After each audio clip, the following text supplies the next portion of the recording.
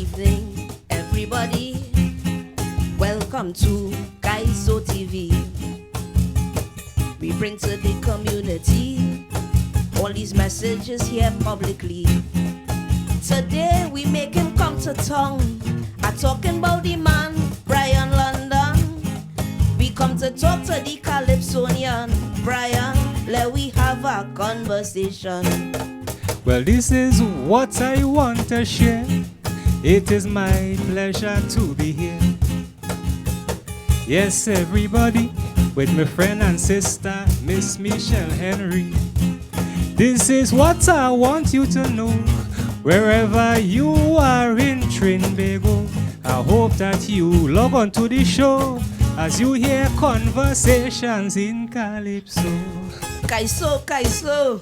Yeah, man. Brian, how are you feeling? Bless, man. Just bless. Thanks for being here with us this afternoon. Yeah, man. You know, we Pleasure just to be want to rock back, you know, vibes. have a little vibes on our culture, Yeah, man. you know, as we think.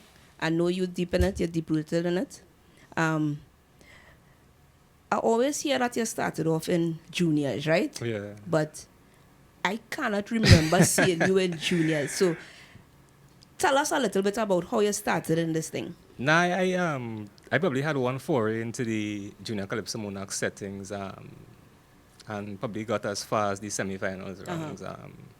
And that was very funny because one of my teachers who taught at Faisal Anglican at the time, Mr. McCurry, he was well into culture and stuff. I also used to do a lot of this distance running and stuff. So he said to me one day, we have a meet to go to in tongue. I said, no, I didn't really like ISO. Right. Yeah, I didn't like it. So he said, we have a meet to go to in tongues. I run about the community looking for a pair of spikes borrowed to go and run in this meet. But I travel to town, the bus noise, in this man, I think it's about me. I focus on that guy studying, well, I going to run. When you reach by City Hall, I said people outside, all that kind of yeah, it was a Calypso competition. I said, so I say, why you want to Right, sing? that's the kind of meet you're going to. Yeah, you say, well, sing this song you sang in school. I outside there about half an hour, 45 minutes practicing, because me, yeah, and I mean, I ended up entering and made it to the semi-final rounds after that. When I reached my mother, say, how do you meet with how much you come? They give her the story about this Calypso competition and thing.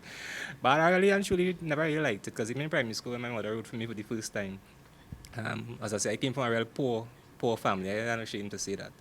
And my mother used to write calypsos for all of us to take part in primary school as a means that trying to get up that money to buy stuff to eat and thing. Okay. I remember the first time I went on stage and thing, called my name amongst me as I get in my coach, man, crying, snot, tears. And I reach home, licks, With shucks. because me things with like $25 short. Yeah. Come on with. So licks, and I never really sang in primary school after that because I didn't really like it and stuff. And that was basically my experience. The first, I get thrown in the deep end, as they say. Yeah. Yeah. So what changed that mindset for you and you started to have a love for this thing called Calypso? I guess when I passed from Faisal Presbyterian School, big up to Faisal Press, and went to Faisal Anglican Secondary, I had two sisters who went there, and they would have taken part in the Calypso competitions in-house in school. And I had one of my sisters who won the competition there 4 years in a row. And when I got there, the first thing the principal said, well, you know your sisters and them sing Calypso here, so you had to sing too. Oh, shucks. I say, sir, the football, you run anything about that, me about this Calypso thing. So yeah, one good friend of mine is Collis Durante. Yes, I know Collis well. Yeah, Collis was in my class and Collis keep on saying, well, I don't go in the competition, but I saying, so my mother wrote a song for Collis and for me. Okay. And we said we back up each other and we go in the competition. I won, Collis came second. And then I just went from there, year 2, year 3, year 4, and I always say, I won this thing 5 years in a row. And I think the 5th year when I went was the most amount of students enter the competition that year. Because now you can't win 5 years. Yeah, so everybody you know trying to be Brian. Yeah, you know, and that was it, and end up winning. Started vibes and thing, and then further to that, I went to Enja competition. And by that time when I went there, I didn't know who the Dwayne O'Connors and the Corinne Ashes and the Devons. Yeah. And even you and others were. But just waiting outside, listening to some of these songs, you know, find that the song that I had from my mother was sung a little bit weak, I would say. Compared to what I was hearing. Right. So then I went to my tool, I said, she asked me how things went. I said, well, then sure, and them songs sung different to you. She said, well, one way. I said, well, it's something better than yours. And she said, so why don't you try to write your own thing? And right there and then, took pen and paper, went out in the gallery and just started jot down stuff. Melody just came in my head and started write. I went back and I said, well, listen to this. And I started to sing for her and she said, wait, you ready to write your own thing in true? So I jumped and I said, well, yeah. And I sang it for her and she said, no, it's singing good. And I had a verse and chorus and just continued from there and I really write and start. That's serious. You have to thank your teacher that carried you to the meet in Port of Spain, eh? Because yeah, boy. you have to thank that teacher for, actually kickstarting that whole thing. Because, Brian, you are somebody who, I know that people say that you sang in juniors, but I always remember you writing for juniors. Yeah, I never had that. How was that process? Again,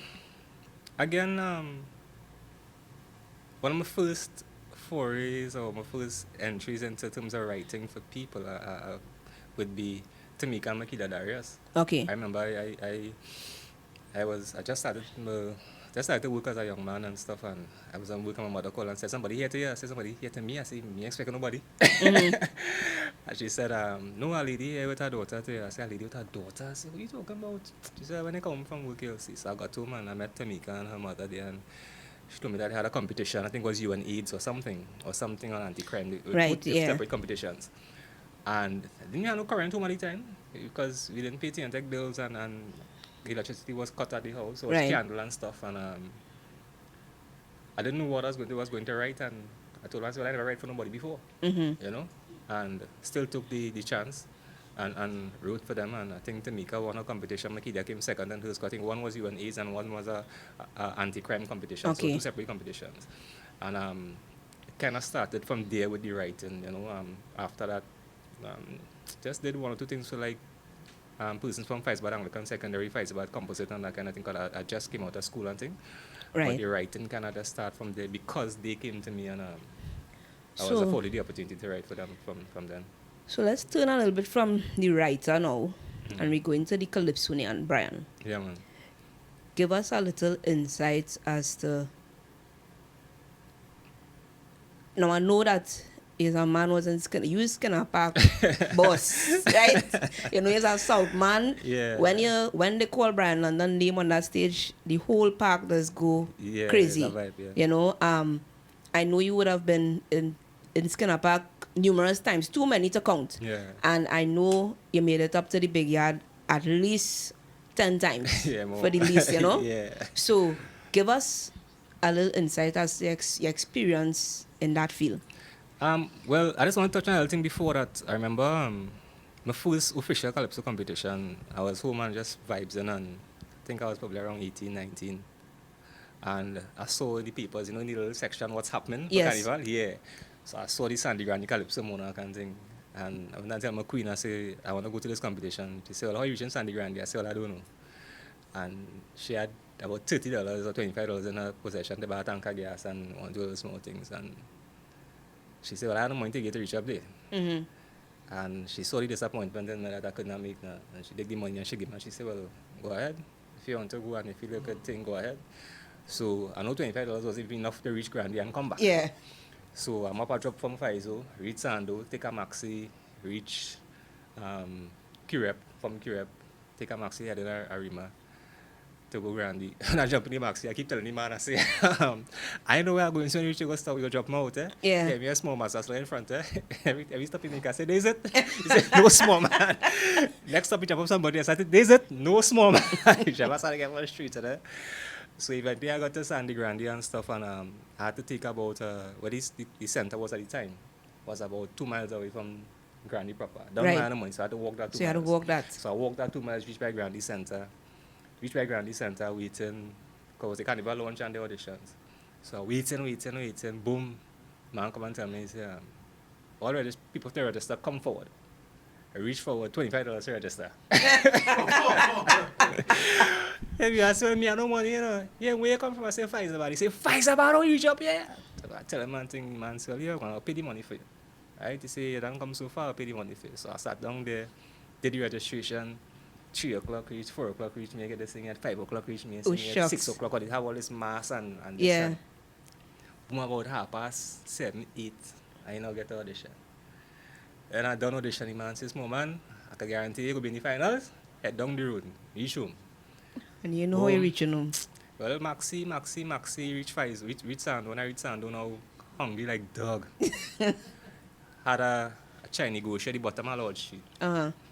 I say, see this? I had about $4 remaining after I reached back Sam. I buy a chubby and a kiss cake, eat that, and start to walk from Sando to Faizo. Wait. Past Mosquito Creek. When I reached Mosquito Creek, close to the cremation site, it was about a mile from our coach. I see a car fly past me going into Sando. And I see the car turn around and come back. I walking on the wall going down because I can't walk on the creek itself. And a partner, you see, a partner, my brother. Yeah. It was about 2 o'clock in the morning, I tell him about it. Whoa. About 2 a.m. in the morning. He said, Brian, he said, what you doing walking on the wall there? I said, well, I look up from Grand in a competition and thing. Well, he's an officer. He said, well, I go into work, I could drop your pooch.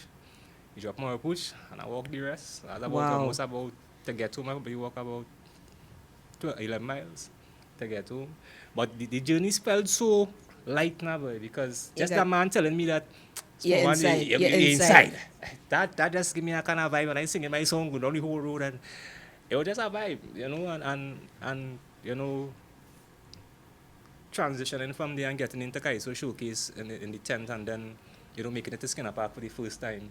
And I always used to look at Skinner Park on television and thing, you know, and watch the vibes and thing. And never one day I had visioned myself as a Calypsonian. Never one day, because I mean, I was into the sports thing. Yeah.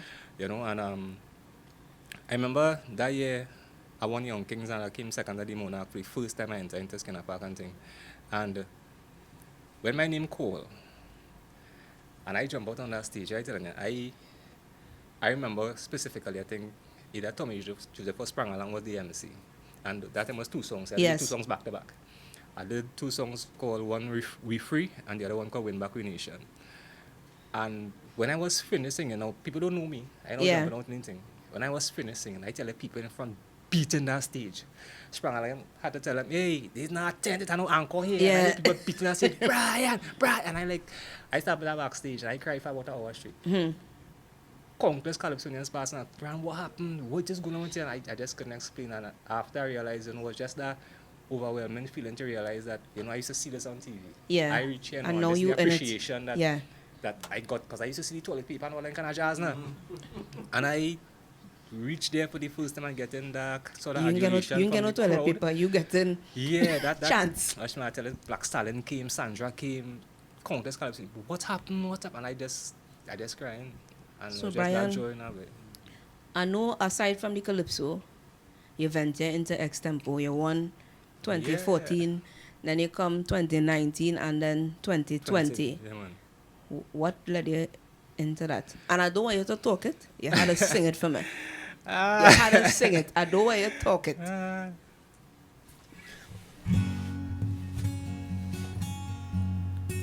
What made me get into Extempo? This is what I want you to know. I want to tell the whole country, is that man that we call Gypsy. He say, boy, time to come in the thing. Come and jump in the extempore. And I'm going to tell you what he do, he fail. I come in the thing and I end up cutting his tail.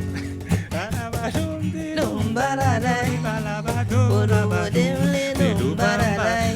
2019 now.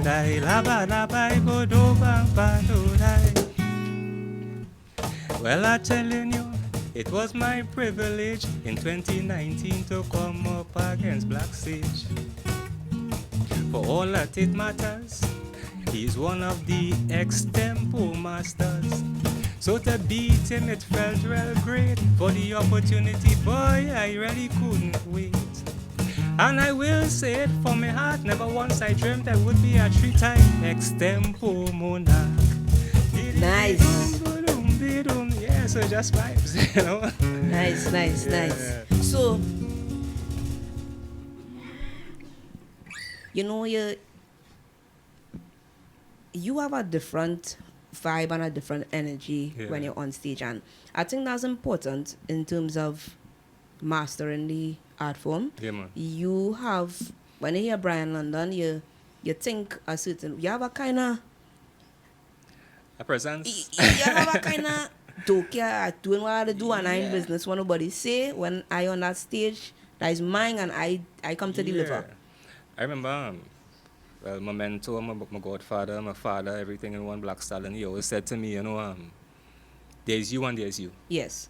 So a lot of times when people speak to me, they say, well, boy, open your mouth and talk now, boy, how you be on the stage? Kind of way, because me in general, I really reserved and just, I'm a sort of introvert. Yes. But when I go out to do something, because even on the football field, partners who know me, they say, but you're real different when you're playing. A vocal. Yes. And same thing for the stage, as Talon said, it's you and you. So there's you probably when you're home and when you're at your job. When you go on the stage, I have a responsibility to the masses who are listening to Calypso and Vibes and Kaiso to entertain and to give them their money's worth. So a lot of times in competition, I really focus on the that. competition. I study at the end of the day to give the persons who have been viewing the show pay to come to see us to give them their money's worth. So, Brian, was that difficult for you separating Brian on stage and Brian off stage? Was it difficult when you now started to separate it? It was a vibe to separate it because at the end of the day, as I said, me coming from a real kind of laid back home and being a pretty humble person that I am, it was difficult to really kind of put the two separate and apart. Because I used to go on stage in the earlys and people used to tell me, boy, hook 'em up. And I hook 'em up. What do you mean? I doing me. Yeah. And then I started to realize the value of entertainment and what entertainment value is. And eventually I started to look at some of the veterans in the business. I think one of the persons who stood out to me was Watchman. People used to call me the young Watchman because I had a sort of resemblance to him growing up. And he was actually, other than Black Stallion, one of the first real life Calypsonians that I met because he came to my school to do performance at Vice Baranglik, and I was introduced to him and stuff. So he helped also to shape part of my vibes. And I used to see how he used to get into his performance and do his thing now, boy. So yeah, Watchman was one of the ones who helped me to create that separation from him. Because when I saw Watchman speak, very laid back, real stoic. When he get on that stage, It's a different being. it's a different kind of beast. So, Brian, from Showcase to Icons to Kaiso House to Review to Calypso, Rousseau, Classic Rousseau, to Classic Rousseau, and you're stuck there. How long you there? This is my 3 years. 3 years. You're finding home now? Yeah, I home now. I mean, for me, home has always been home. Anywhere I go, I try to stamp my legacy and try to stay at home. But then things happen that, and life is a thing like that. The circular life continues. So sometimes you just had to transition and move on, So in terms of where Calypso was when you started to where it is now, how you feel about it? Where you think we could go? I know that you are on the executive of Tuco. I don't want to go too much into that side of it, I know. I don't want to go too much into it, but where you are now from where you were before, it must have a reason why you took the step to even be on the executive of now. So how you feel the transition for Calypso, the direction we head in? What do you think about it? What I think is that Calypso needs to be right now in a better place. I think that we're not in a good place at the moment. I would say that openly. Some people might tend to disagree with me. Right. But in terms of Calypso itself and the organization, Tuco, and the direction for Kai. So we're not in a good place at the moment, and we need to stamp our authority and be the powerhouse that Calypso was, and we know that it can be. What I would say is that I took up the mantle because I realized that our main focus is supposed to be the membership and the Calypsonians, and for a long period in time, the membership felt disenfranchised and felt being left out of the loop. And I took the opportunity to come to serve because I think that I have a lot to offer. At the end of the day, even as an extension to that, I was talking to a fellow artist last night, and we were discussing, and a producer. We're in this fight to get soca music recognized as a genre, to try and get it in the Grammy Awards and that kind of stuff. And I think we're going about it the wrong way because at the end of the day, Calypso has been the music and has been known as the music around the world. Yes. From Rum and Coca-Cola to the Andrews Sisters, Calypso is already recognized as a genre of music. So what needs to happen from a Tuco perspective, and even from the consultation with the artists and even the Ministry of Tourism and who else, we need to solidify Calypso as the genre and let all these other Come behind genres it. come under that. Yeah. So soca, chutney, soca parang, all those things would now fall under the category of Calypso. So if you're trying to get a Grammy, you could have Yeah. the soca songs, but still But it falling under that, so you're Calypso pushing, category. So you're pushing the Calypso. entire thing forward. Right, forward. So I think trying to fight that soca fight for the Grammy Awards is stagnating the thing. Calypso is already there.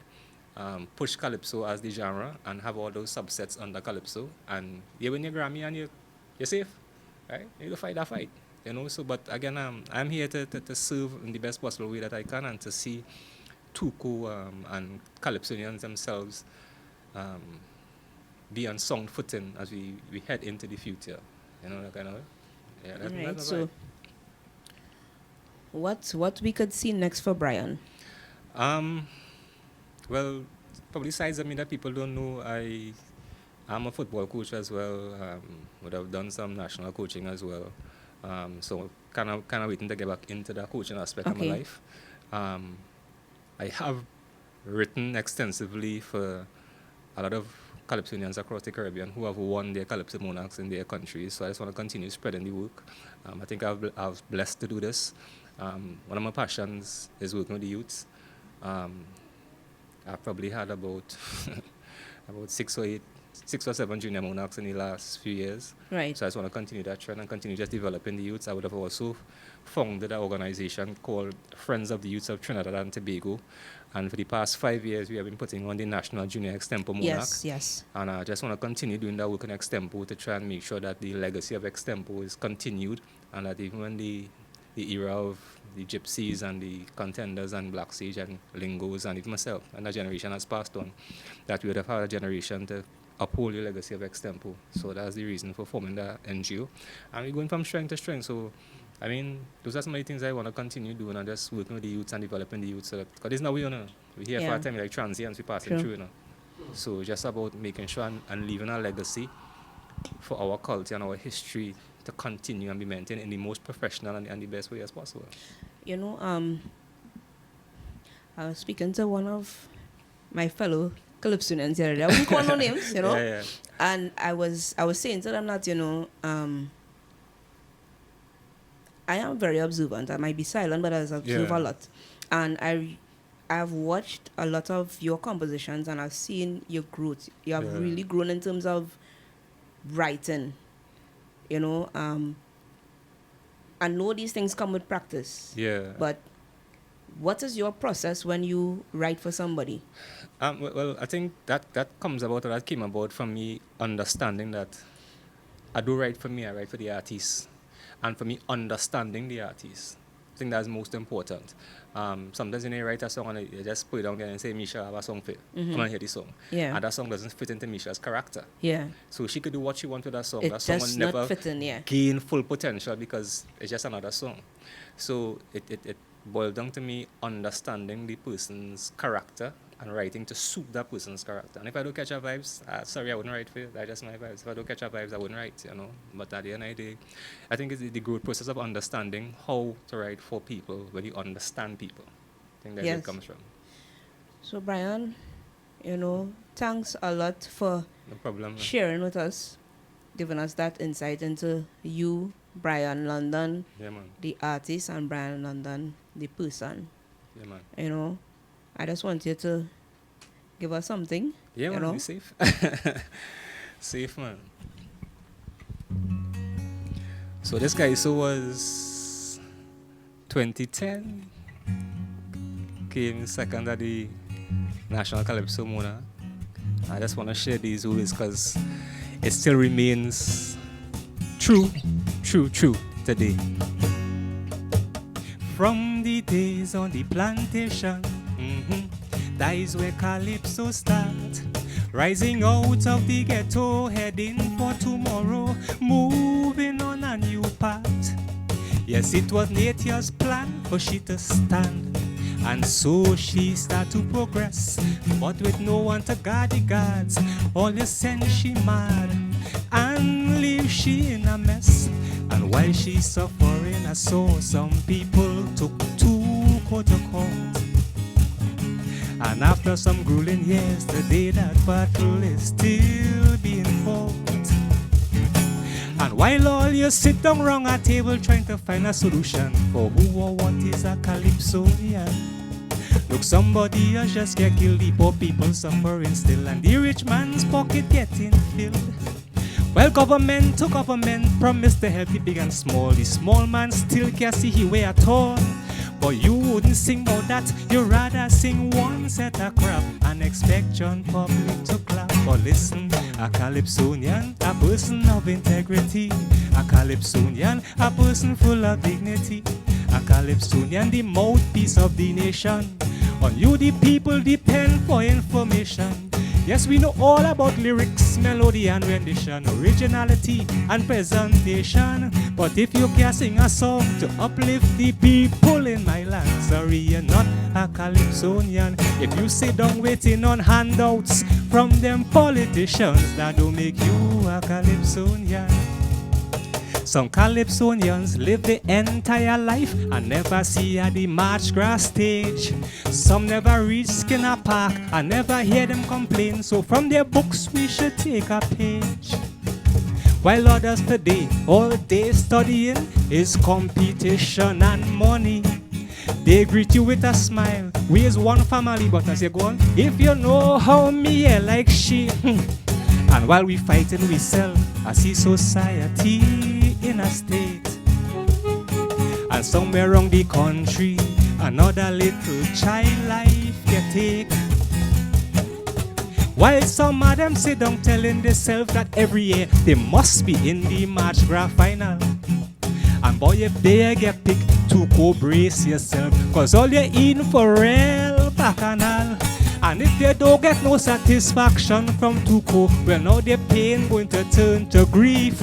Cause the bacchanal now starts, they want to see their score sheet, cause them blinking judges them teeth. But listen, a Calypsonian, a person of integrity. A Calypsonian, a person of humility. A Calypsonian, don't like no confusion, but will always stand up for the nation. Yes, we know all about lyrics, melody and rendition, originality and presentation. But if you can sing a song to help uplift the youths in my land, sorry, you're not a Calypsonian. If everything is only he say, she say, and a set of confusion, that don't make you a Calypsonian. Well, every year, year after year, some of we icons this pass away. So I feel today in my song, boy, tribute to them I would pay. Sometimes I wish that they were around to sort some Calypsonians out. And I am sure if they were around today, some seniors would have been getting some serious clout. Cause the way I see some male Calypsonians behave,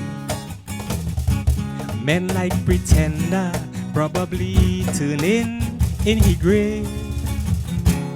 Ever since women decided to take that step and come into Calypso, you never give them support, lend a hand, or full respect, all you never show. You say, girl, out of all the female Calypsonians I've heard so far, girl, you know that you are the best. And not even 1 week into the damn 10th season, you're trying to get up under she dress. But listen, a Calypsonian will show respect for women. A Calypsonian, he will love and respect them. Will always make the right choice, and for the people he would always be the voice. Yes, we know all about lyrics, melody and rendition, originality and presentation. But if you can't take a stand for the women in this land, sorry, you're not a Calypsonian. If you need looking for help to try and get an erection, that don't make you no Calypsonian. I lie. Yeah, man. Yeah, man, love in the house, man.